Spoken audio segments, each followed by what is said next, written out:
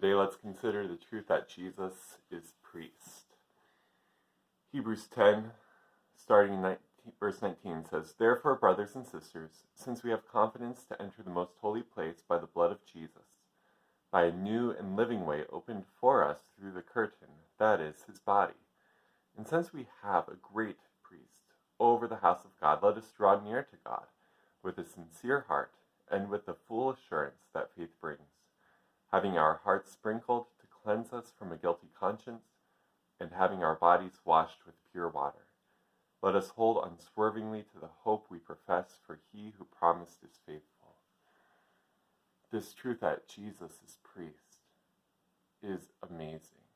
In the Old Testament, the Israelites had set up the tabernacle, and that was the place that God's presence was made most manifest to them.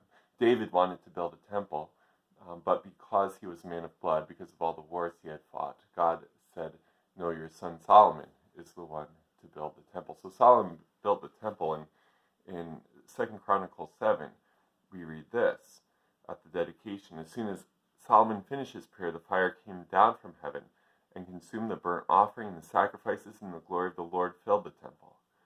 And the priests could not enter the house of the Lord, because the glory of the Lord filled the Lord's house. When all the people of Israel saw the fire come down and the glory of the Lord on the temple, they bowed down with their faces to the ground on the pavement and worshipped, and gave thanks to the Lord, saying, 'For he is good, for his steadfast love endures forever.'" The temple was where God's presence was then made manifest, and especially in that part of the temple behind the curtain, the Holy of Holies. The people could not enter there. There was only one person who could enter there, the high priest. And even the high priest couldn't enter as he desired. He could only go once a year. He would go on behalf of the people. But now, because Jesus has died, the curtain is torn. He is living, and he has made a way for us to go directly to God. The presence of God is available, is with us for each and every one of us.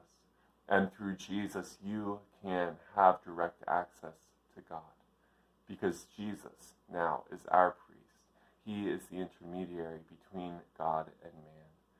Praise Jesus that we can have direct access to God the Father, that we can ask God the Father for what we need, because Jesus